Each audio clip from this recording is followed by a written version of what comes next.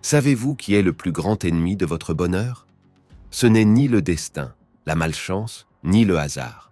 C'est quelqu'un de très proche de vous, qui vous connaît bien, qui sait ce que vous voulez et ce que vous craignez. C'est quelqu'un qui vous manipule sans que vous vous en rendiez compte, qui vous fait croire qu'il vous aime, qu'il vous aide ou qu'il vous respecte. Mais en réalité, il ne cherche que son propre intérêt. Savez-vous de qui il s'agit? Votre partenaire, votre patron, votre ami, votre leader politique, votre gourou spirituel, ou peut-être est-ce vous-même. Les manipulateurs emploient différentes stratégies pour atteindre leurs objectifs, souvent de manière subtile, cachée ou indirecte, ce qui rend leur détection et leur neutralisation difficiles. Selon une étude récente, 70% des personnes ont subi une forme de manipulation psychologique dans leur vie et 30% en ont fait l'expérience sur d'autres. Dans cette vidéo, je vous montrerai les 9 alertes les plus courantes indiquant que vous êtes manipulé et comment vous en protéger. Si vous avez besoin d'aide ou si vous voulez en savoir plus sur ce sujet important pour votre vie, continuez à regarder cette vidéo jusqu'à la fin. Commençons par générer de la culpabilité. La stratégie de contrôle et la manipulation par la génération de culpabilité sont des tactiques couramment employées par ceux qui cherchent à exercer un contrôle sur les autres. Elles peuvent se manifester de manière subtile ou évidente en faisant en sorte que la victime se sente responsable de situations pour lesquelles elle n'est pas vraiment à blâmer. Aaron Beck, psychologue réputé pour son étude de la thérapie cognitive, a déclaré que la manipulation émotionnelle, telle que la culpabilisation, peut être aussi dévastatrice que tout autre type d'abus. Cette affirmation souligne le pouvoir de la manipulation basée sur la culpabilité, car elle peut progressivement éroder l'estime de soi et la confiance en soi de la victime. Ces déclarations apparemment innocentes peuvent semer des graines de doute et de détresse dans l'esprit de la personne manipulée, l'amenant à remettre en question sa valeur et sa capacité à rendre les autres heureux. La phrase de l'écrivain Paulo Coelho, « La manipulation est une interaction dans laquelle les gens essaient de changer la façon dont les autres pensent, se sentent ou agissent », illustre comment la culpabilité est un outil dans cette danse d'influence. Les manipulateurs utilisent cette tactique pour façonner les réactions et les comportements des autres, souvent sans que ces derniers ne se rendent compte qu'ils sont manipulés. La culpabilité induite peut paralyser la personne, l'amenant à céder à des exigences injustes ou à sacrifier ses propres besoins pour le bien-être perçu des autres. Cette dynamique crée un déséquilibre dans la relation, donnant un pouvoir disproportionné au manipulateur et laissant la victime dans un état d'incertitude constante et d'inconfort émotionnel. Il est essentiel de reconnaître ces stratégies de manipulation pour en contrer les effets. Comme l'a justement dit Carl Gustav Jung, « Ce que nous n'affrontons pas reste en nous et se répète ». Faire face à la manipulation par la culpabilité implique de remettre en question les déclarations qui la génèrent et de réaffirmer ses propres limites et valeurs. La réflexion de Viktor Frankl, psychiatre et survivant de l'Holocauste, prend une importance particulière. Entre lui et la réponse, il y a un espace. Dans cet espace se trouve notre pouvoir de choisir notre réponse. Dans notre réponse se trouve notre croissance et notre liberté. C'est dans cet espace de choix que la personne peut contrecarrer la manipulation en reconnaissant sa valeur et en réaffirmant ses droits. Deuxièmement, minimiser les conflits personnels pour contrôler. La stratégie consistant à minimiser les conflits personnels est une forme subtile de manipulation qui vise à rejeter les besoins, les préoccupations ou les angoisses légitimes de la victime. Les manipulateurs utilisent cette tactique pour invalider les sentiments et les revendications légitimes de la personne en les faisant paraître non pertinents ou exagérés. La psychologue Alice Miller, connue pour son travail dans le domaine de la maltraitance des enfants, a fait remarquer que les enfants ne mentent pas, mais vivent plutôt dans un monde où ils ne sont pas autorisés à exprimer leurs véritables sentiments. Cette déclaration met en évidence la façon dont la minimisation des conflits personnels peut être utilisée comme moyen de manipulation.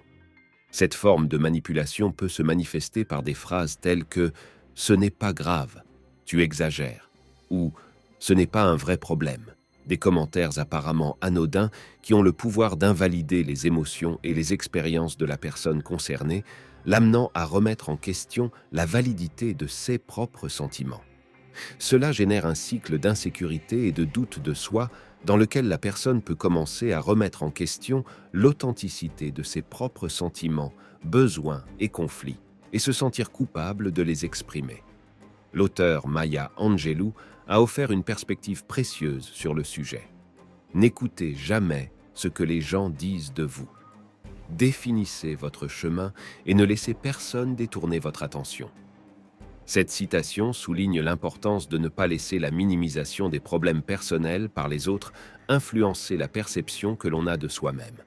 Pour faire face à cette stratégie manipulatrice, il faut reconnaître et valider ses propres sentiments, indépendamment de ceux que les autres essaient de nous faire croire. Reconnaître que l'on a droit à ses propres émotions et préoccupations est fondamental pour contrer l'influence de ceux qui cherchent à minimiser les conflits personnels. L'auteur et psychologue Nathaniel Branden a exprimé que le respect de soi est le fruit de la discipline, la conscience que l'on est capable de choisir de penser, de s'apprécier soi-même. Troisièmement, se comparer aux autres. L'art de semer le doute. La stratégie qui consiste à comparer la victime aux autres est une forme insidieuse de manipulation qui vise à saper l'estime de soi et la confiance en soi. Les manipulateurs recourent à cette tactique pour faire en sorte que la personne se sente inférieure en opposant ses qualités, ses réalisations ou son apparence à celles d'autres personnes censées avoir plus de succès ou être supérieures. Le philosophe Simone de Beauvoir a réfléchi à la comparaison en déclarant « Rien n'est plus dangereux qu'une idée lorsqu'elle est la seule que nous ayons ». Cette phrase souligne comment la comparaison constante avec les autres peut entraîner une diminution de l'estime de soi en créant un sentiment d'inadéquation et de malaise. Ce type de comparaison peut engendrer une diminution de l'estime de soi et un sentiment de doute de soi. Ce type de manipulation peut prendre la forme de commentaires tels que « Regardez comment un tel a réussi », alors que vous n'y êtes pas arrivé ou cette personne a tout compris. Pourquoi ne pouvez-vous pas en faire autant ?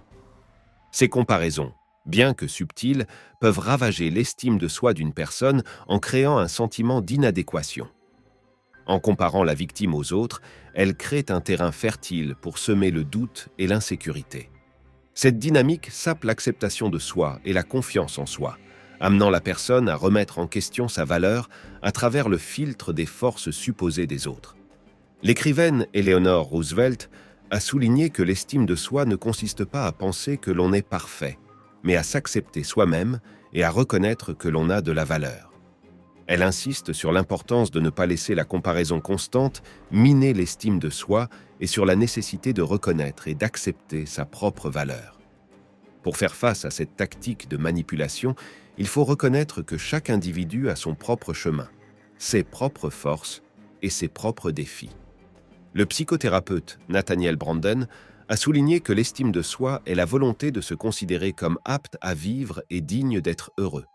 Cette affirmation souligne l'importance de ne pas laisser des comparaisons injustes saper l'image de soi et le sentiment de valeur personnelle.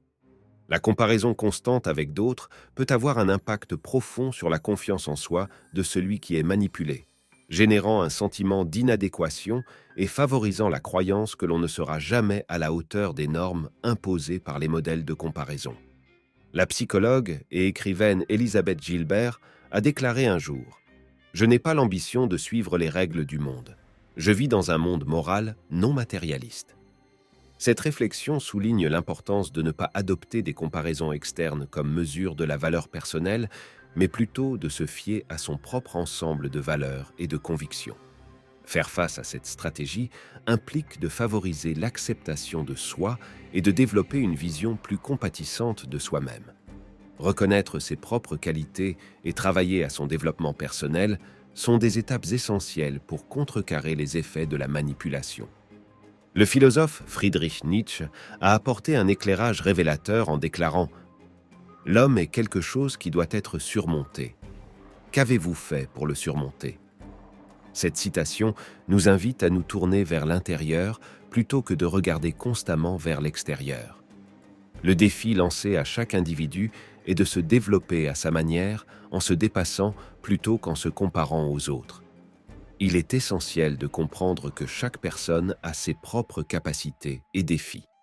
L'authenticité et l'acceptation de soi sont des éléments clés dans la lutte contre la manipulation fondée sur la comparaison. L'acceptation et la célébration constante des différences individuelles constituent un premier pas pour contrer l'influence manipulatrice qui cherche à miner la confiance en soi. Reconnaître que la comparaison avec les autres est contre-productive et travailler à son propre développement personnel peut être un outil puissant pour contrer cette forme de manipulation. Quatrièmement, reporter les situations agréables.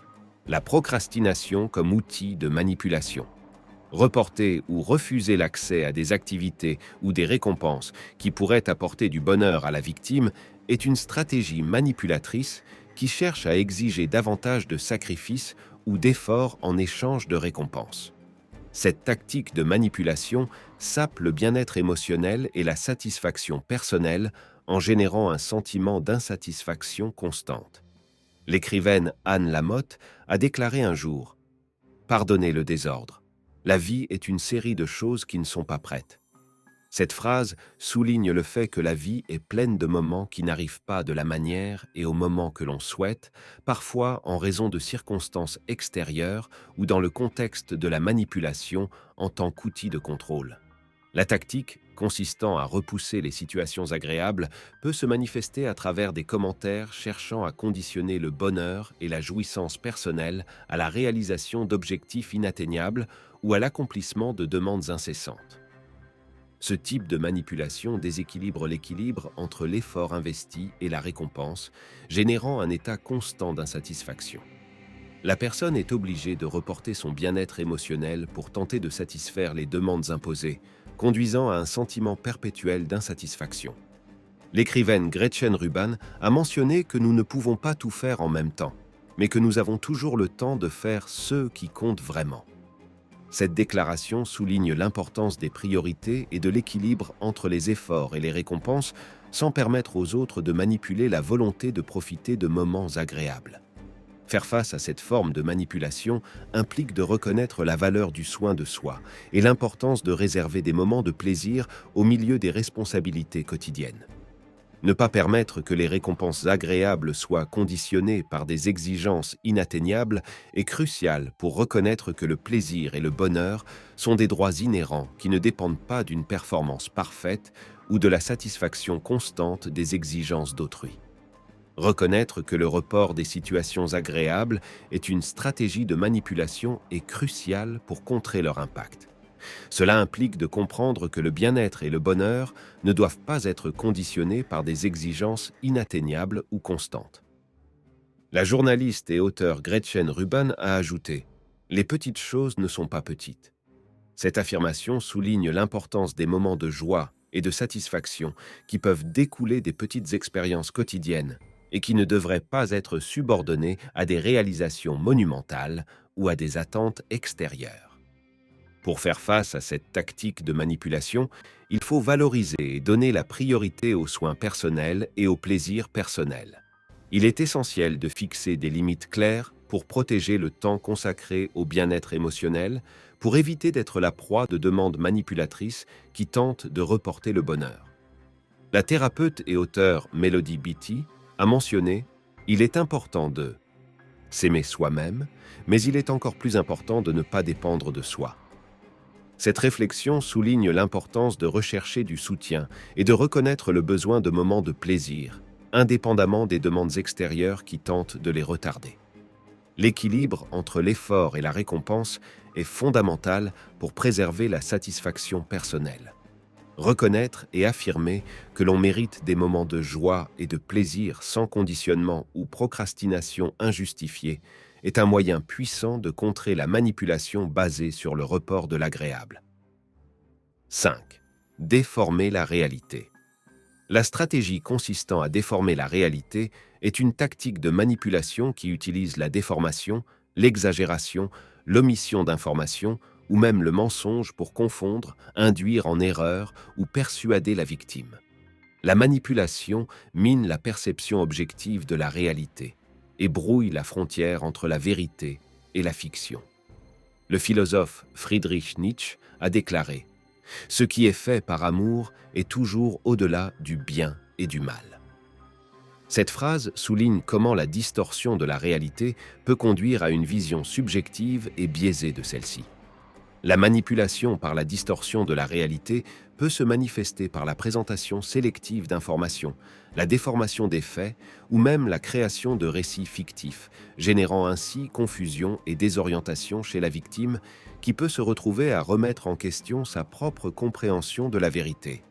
La journaliste et écrivaine Margaret Atwood a déclaré « Je suis la seule à avoir le droit de contrôler le contenu de mon cerveau ». Cette déclaration souligne l'importance de maintenir son autonomie cognitive et de ne pas permettre à d'autres de manipuler sa perception de la réalité, en préservant sa capacité à discerner et à remettre en question les informations déformées. Affronter cette stratégie de manipulation implique de développer un sens critique, de ne pas prendre pour acquis tout ce qui est présenté, de vérifier les sources et d'analyser les différentes perspectives, étapes essentielles pour éviter de tomber dans le piège de la fausse représentation. L'écrivain Aldous Huxley a déclaré « Les faits ne cessent pas d'exister simplement parce qu'ils sont ignorés ». Cette déclaration met l'accent sur l'importance de faire face à la manipulation par la déformation de la réalité en reconnaissant l'importance de la vérité objective indépendamment des tentatives de manipulation. Le maintien de la capacité à discerner entre le réel et le déformé est fondamental pour contrecarrer cette forme de manipulation. La promotion de l'indépendance cognitive et de la pensée critique est essentielle pour ne pas devenir la proie de la confusion générée par la déformation de la réalité. Déformer la vérité crée un environnement propice au contrôle et à l'influence sur la perception de la réalité. L'écrivain George Orwell a déclaré « À une époque de tromperie universelle, dire la vérité est un acte révolutionnaire. » Cette phrase souligne l'importance de l'honnêteté et de la véracité dans un environnement où la manipulation cherche à déformer la réalité. Confronter cette tendance par la vérité implique de cultiver la capacité de discerner entre la vérité et la déformation, en examinant l'information de manière critique, en remettant en question les récits biaisés et en recherchant des sources différentes. Ces étapes sont essentielles pour se protéger de la manipulation par la distorsion de la vérité. Le philosophe Voltaire a dit « La vérité est un gros chien, et lorsqu'elle est traquée, elle peut mordre. » Cette analogie souligne la force et le pouvoir de la vérité qui peut affronter et défier les manipulations cherchant à déformer la réalité. Affronter cette forme de manipulation implique de renforcer la capacité de discernement et l'aptitude à identifier les incohérences ou les récits biaisés. Garder un esprit critique et ouvert à différentes perspectives permet de contrecarrer cette stratégie manipulatrice. Résister à la manipulation par la distorsion de la réalité implique de rechercher et de défendre la vérité objective. Connaître l'importance de la transparence et de la véracité des informations est essentiel pour éviter de tomber dans le piège de la fausse représentation. 6. Utiliser des euphémismes pour dissimuler la réalité afin d'influencer. La stratégie d'utilisation des euphémismes est une tactique de manipulation qui emploie des mots doux ou ambigus pour déguiser ou justifier des actions ou des intentions négatives. Cette stratégie vise à influencer les perceptions de la réalité, en adoucissant les termes afin de minimiser leur impact ou de déguiser des situations défavorables. L'utilisation d'euphémismes peut être considérée comme un moyen de détourner l'attention d'aspects négatifs ou inconfortables. Des expressions telles que retranchement au lieu de licenciement ou mesure d'ajustement au lieu de réduction sont des exemples de tentatives d'adoucir des situations difficiles. L'écrivain et philosophe George Carlin a déclaré « La manipulation par le langage peut être aussi dangereuse que la manipulation par les armes. » Cette citation souligne l'importance du langage dans la manipulation et comment l'utilisation d'euphémismes peut masquer la réalité et façonner la perception. Pour faire face à cette tactique de manipulation, il faut être vigilant et conscient de l'utilisation d'un langage ambigu ou adouci qui cherche à déguiser des situations négatives. L'analyse critique des mots utilisés et la recherche de la réalité derrière les termes adoucis sont fondamentales pour ne pas devenir la proie de la manipulation. Résister à la manipulation par les euphémismes implique de démasquer le langage dissimulé et de rechercher la transparence dans la communication. En effet, la clarté et la franchise dans l'expression des idées sont des éléments essentiels pour ne pas laisser les euphémismes déformer la perception de la réalité. Le psychologue et écrivain William James a noté que la vérité intérieure est le seul salut face à la vérité historique. Cette citation souligne l'importance de l'authenticité et de la vérité intrinsèque par opposition à la manipulation par des mots déguisés. Pour faire face à cette forme de manipulation, il faut rester vigilant et ne pas se laisser influencer par des termes édulcorés qui tentent de dissimuler la réalité. La recherche de l'honnêteté dans la communication est essentielle pour ne pas tomber dans la manipulation basée sur l'utilisation d'euphémismes. Septièmement, montrer une vision unilatérale du problème par la partialité est une forme de manipulation qui ne présente qu'un côté de l'histoire ou une version biaisée des faits. Cette tactique vise à favoriser ses propres intérêts ou à nuire à la victime en omettant des informations pertinentes pour influencer la perception de la situation. La présentation d'une vision biaisée des faits peut fausser la perception de la réalité. Cela peut se manifester par l'omission sélective de faits ou l'exagération d'un seul aspect de la situation, créant ainsi une image déformée de la vérité. Le psychologue Daniel Kahneman, lauréat du prix Nobel d'économie, a déclaré qu'un système qui en sait peu peut être très persuasif. Cette réflexion met en évidence la façon dont la manipulation par le biais de préjugés peut être efficace pour influencer des perceptions limitées ou le manque d'accès à des informations complètes. Résister à la manipulation par le biais d'un parti pris unilatéral implique de reconnaître que toute vérité est la somme de perspectives et de faits différents. Rechercher une compréhension globale de la situation et ne pas accepter de versions biaisées est essentiel pour se protéger de cette stratégie de manipulation. L'écrivaine et philosophe Ayn Rand a fait remarquer que ce n'est pas parce qu'une idée est acceptée qu'elle est vraie, mais qu'elle doit être vraie. Cette citation souligne l'importance de remettre en question l'acceptation d'informations partielles et de rechercher une compréhension plus large des faits avant de tirer des conclusions. Pour faire face à cette forme de manipulation, il faut garder l'esprit ouvert et être attentif à une présentation biaisée des faits. La recherche d'informations complètes et la résistance à l'acceptation de perspectives unilatérales sont des stratégies clés pour ne pas se laisser influencer par la manipulation. En ne présentant qu'une partie des faits, on crée une image déformée qui peut influencer la prise de décision et la perception de la réalité. Le communicateur et activiste Audre Lorde a déclaré que la véritable responsabilité d'un citoyen est de tout remettre en question. Cette réflexion souligne l'importance de ne pas accepter passivement des versions unilatérales de la réalité, mais de poser des questions et de chercher à comprendre les faits de manière complète et diversifiée.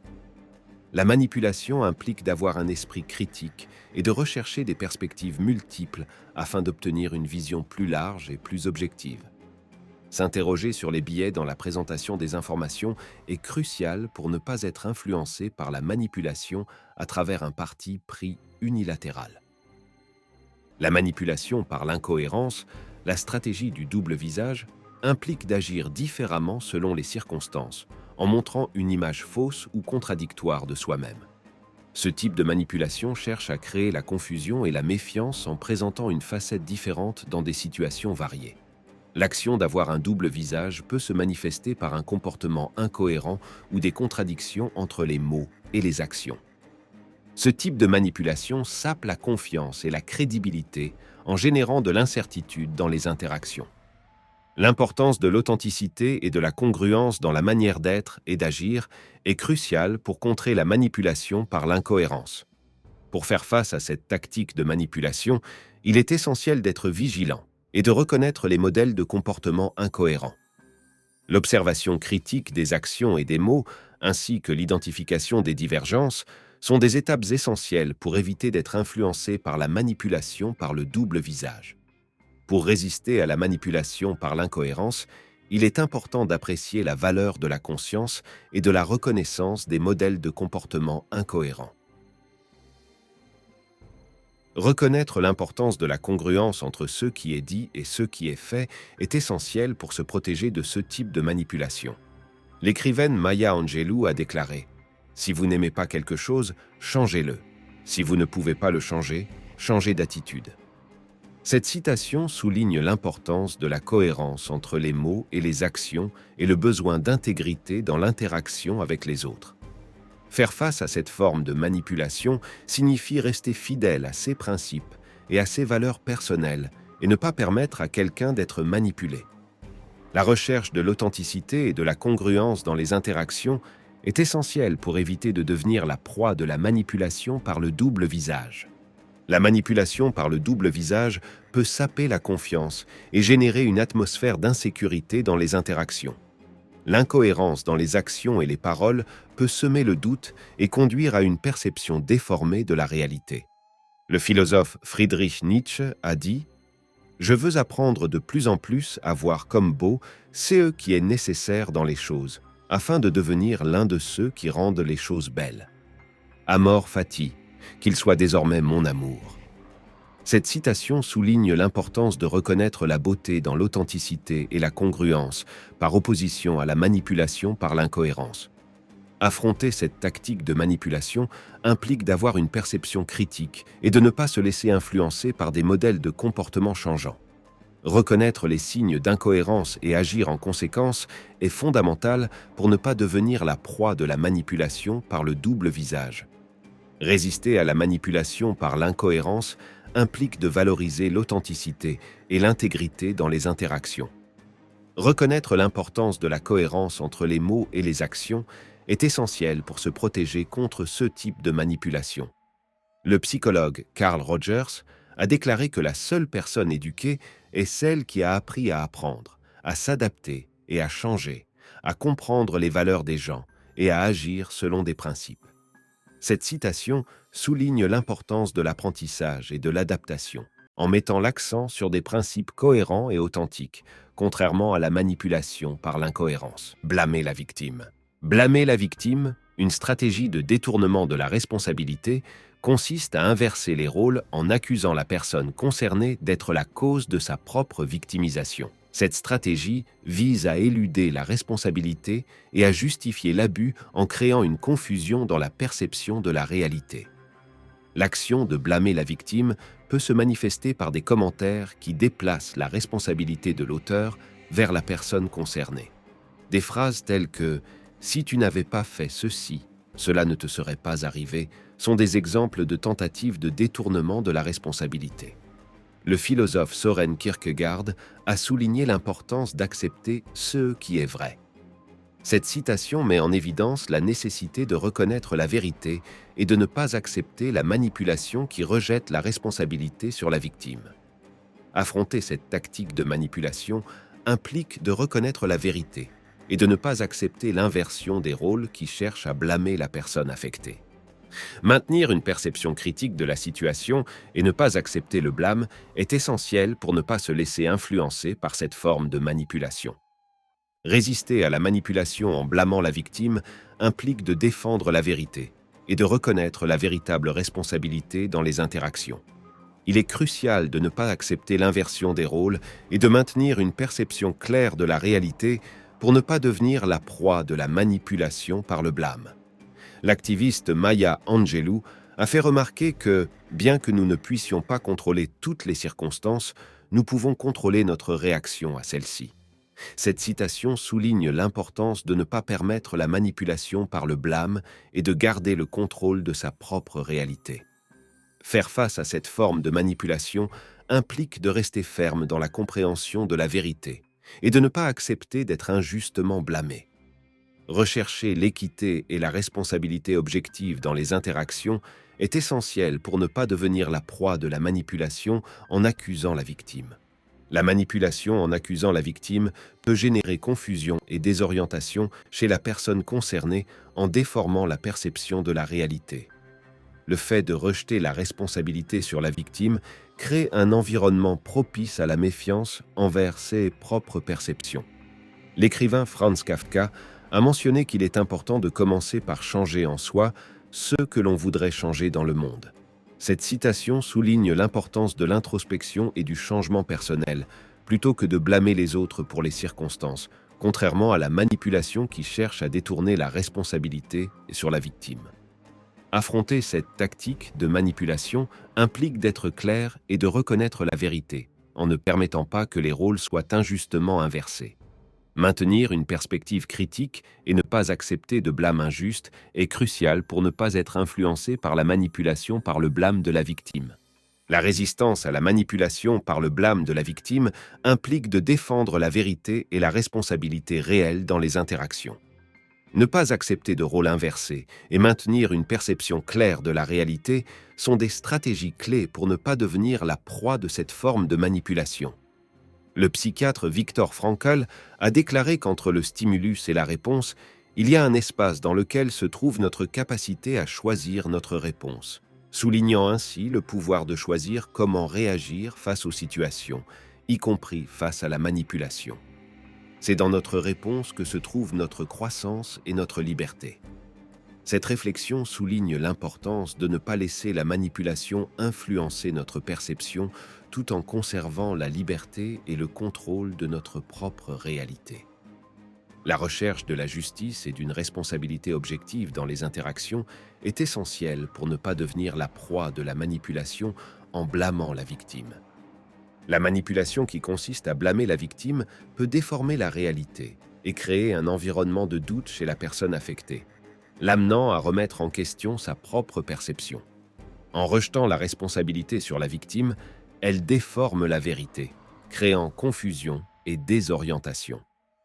Martin Luther King Jr. a déclaré « L'obscurité ne peut chasser l'obscurité. Seule la lumière peut le faire. La haine ne peut chasser la haine. Seul l'amour peut le faire. » Cette citation souligne l'importance de rechercher la vérité et la justice plutôt que de permettre à la manipulation d'influencer la perception d'une personne. Affronter cette stratégie de manipulation implique de maintenir une vision claire de la réalité et de ne pas accepter un blâme injuste. Maintenir une perspective critique et ne pas permettre l'inversion des rôles sont fondamentaux pour ne pas se laisser influencer par la manipulation en blâmant la victime. La résistance à cette manipulation implique de défendre la vérité et de reconnaître la responsabilité réelle dans les interactions. Ne pas accepter l'inversion des rôles et maintenir une perception claire de la réalité sont des stratégies essentielles pour ne pas devenir la proie de la manipulation par le blâme de la victime. L'écrivain et psychologue William James a déclaré « La plus grande révolution de notre époque est la découverte qu'en changeant les attitudes d'une personne, nous pouvons changer son comportement. » Cette réflexion souligne l'importance de ne pas permettre à la manipulation d'affecter la perception que l'on a de soi-même en maintenant une perspective critique et une responsabilité objective dans les interactions. J'espère que vous avez appris quelque chose de nouveau et d'utile grâce à cette vidéo sur les 9 signes avant-coureurs de la manipulation. Donnez un like à cette vidéo et activez la cloche de notification pour ne manquer aucun contenu. Vous pouvez aussi me laisser un commentaire avec votre avis sur ce sujet ou avec des suggestions pour les prochaines vidéos. J'aimerais beaucoup lire vos messages et répondre à vos questions. Merci beaucoup pour votre attention et votre soutien.